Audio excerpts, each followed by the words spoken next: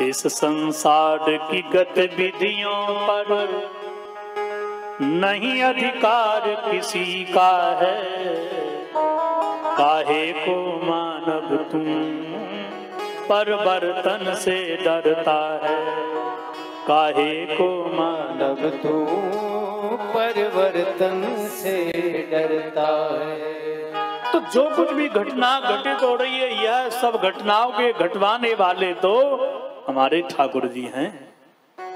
कार्य करो,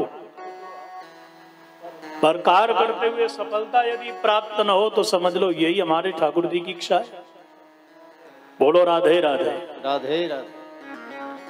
भगवान कृष्ण समझ गए कि युधिष्ठिर भैया को लेकर के मैं भीष्म पितामह के यहाँ जाऊं, पांचों पांडवों को लेकर के, बड़े बड़े संतों को लेकर के, और कुरुक्षेत्र की धरती पर भीष्म पितामह जहां सरसैया पे पड़े हुए हैं सज्जनों, उसी जगह पहुंच गए। और जैसे ही पहुंचे भीष्म पितामह ने दर्शन करके अपने आप को धन्य माना, परम प्रसन्न हो गए, गदगद हो गए। ओहो द्वारकाधीश, आप बहुत दिनों से प्रतीक्षा कर रहा था कि मेरे श्री हरि आए मुझको दर्शन देवें, पर नाथ एक निवेदन करूं। हाँ बाबा बोलो। कुल जगत आपकी शरण ग्रहण करना चाहता है, परंतु मैं चाहता हूं कि तुम मेरी शरण की ओर आ जाओ। इसका अर्थ यह है कि मैं आपके दर्शन, जब शरण में आप खड़े हो जाओगे चरणों की ओर, तो आपके दर्शन करता रहूंगा। ये अपराध है, परंतु मैं अपराध में भी एक मेरी लालसा, एक उत्कंठा, एक आशा छुपी है कि आपके मैं दर्शन करता रहूंगा, इसलिए आप मेरी शरण की ओर आ जाओ। वो कब तक खड़े रहे? बोले जब तक अपने शरीर को मैं त्याग न दूं आप खड़े रहिए। सदैव देवो भगवान प्रतीक्षता कलेवरम यावदिदं हिनोम्यहम्। प्रसन्न हासारुणलोचनो लसन् मुखाम्बुजो ध्यान पथ चतुर्भुजा। हे नाथ,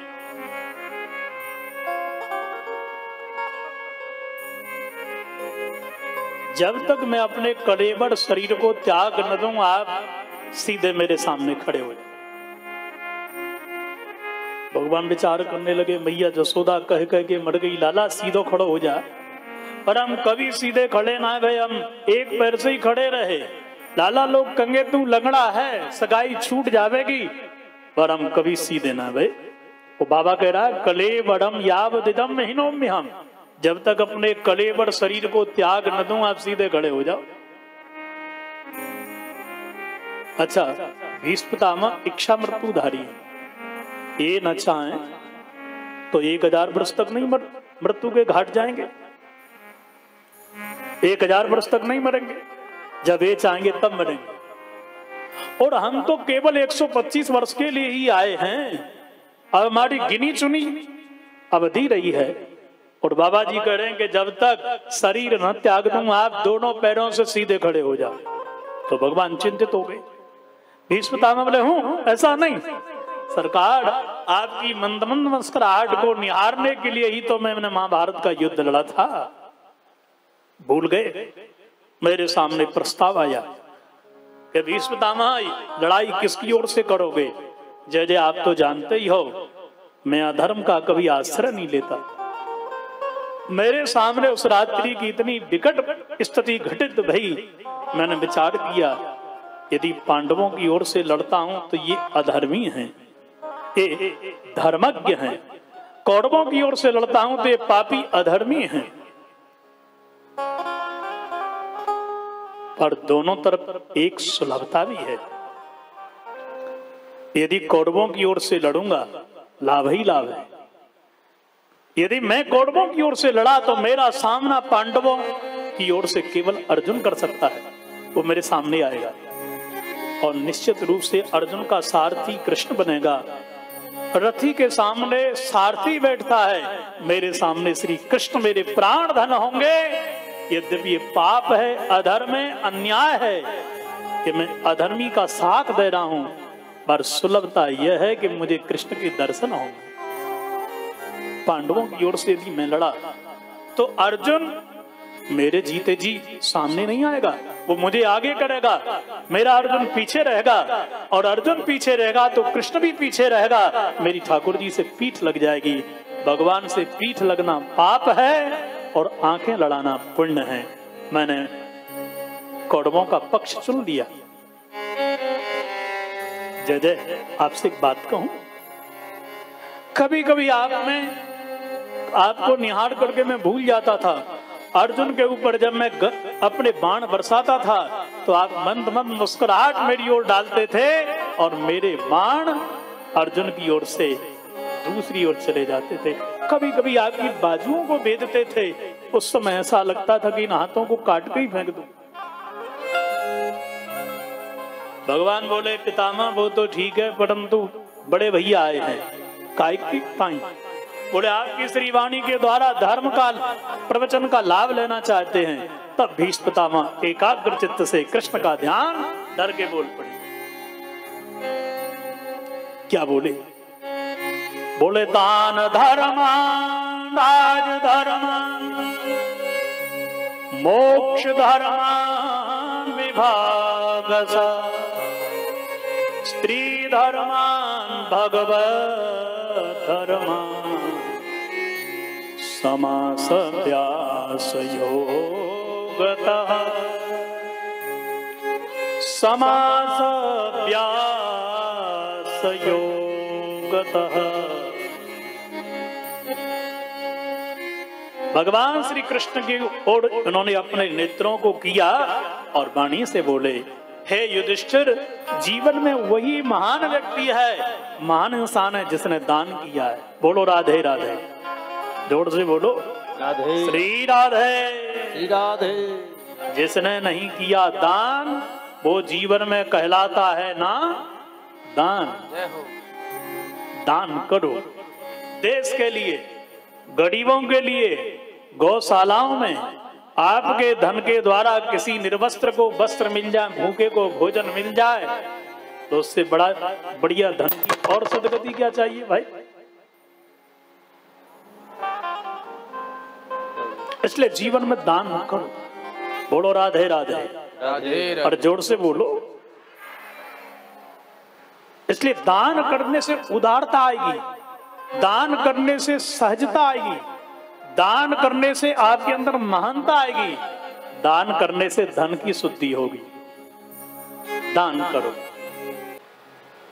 राजा मुखिया बन के मत बैठे रहो। इसलिए मोक्ष का रास्ता भी देखो, अंतिम समय जाना है, इसलिए अपनी बिगड़ी बनाना है। तो मोक्ष धर्म की चर्चा, स्त्री धर्म की चर्चा और भागवत धर्म की चर्चा सुनाते भय माघ शुक्ल पक्ष एकादशी के दिन सज्जनों भीष्म पितामह ने मधुर स्तुति भगवान की अवगत। भीष्मोवाच, तो भीष्म पितामह हाथ जोड़ करके निवेदन करते हैं, प्रभु इति से स्तुति को प्रारंभ किया और संकेत कर दिया। इति माने नेति, नेति कहे वेद पुकारा।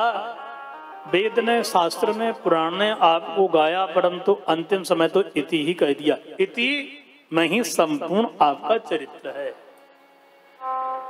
नाथ, ये निश्चित रूप से मैंने जान लिया कि मेरे जीवन की इति हो जाए, वो हो जाए। भाई भाई को मान रहा है, शिष्य गुरुजनों को मार रहे हैं, महाभारत के युद्ध में मैंने देखा।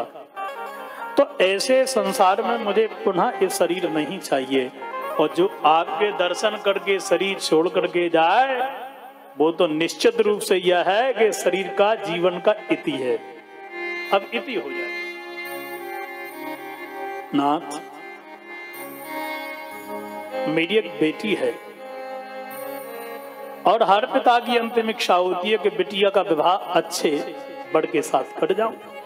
तो मेरी एक बिटिया है, ब्याह करना चाहता हूं। लोग बोले, लो ये ब्रह्मचारी जी महाराज, इनकी भी बिटिया है। देखो भगवान द्वारकाधीश बोले भीष्म पितामह यह रहस्य भी कह दीजिए, प्राण निकल गए तो बदनाम हो जाओगे बुढ़ापे में।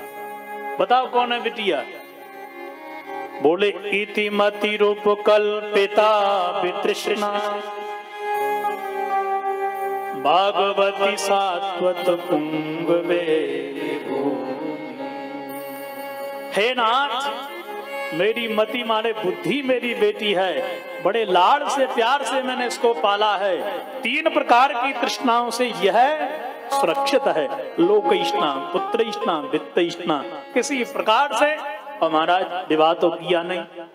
सो बेटा संतान की तो कोई कल्पना ही नहीं, ये पुत्र इष्णा से परे है।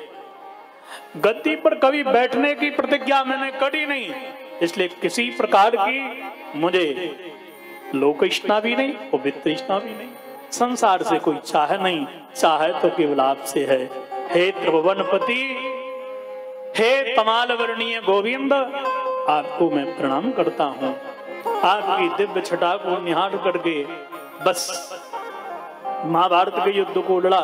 कभी कभी मेरे हाथों से निशाना चूक करके मेरे द्वारा चलाए भये बाण आपकी बाजुओं को भेदते थे, बड़ा कष्ट होता था, बहुत दर्द। आपने अपनी प्रतिज्ञा को झुठला दिया, मेरी प्रतिज्ञा की रक्षा करी।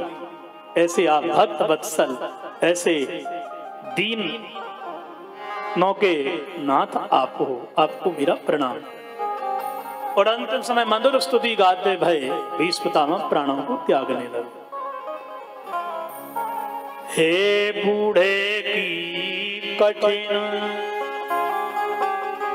प्रतिज्ञा पूर्ण करता, हे अर्जुन के सखा सारथी दुख के त्राता।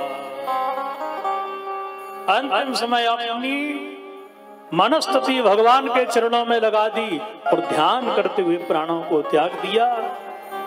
बोलो कृष्ण कन्हैया लाल की जय, भक्त वत्सल भगवान की जय। प्राणों को त्याग दिया। पांडव बड़े दुखी भय, तर्पण किया।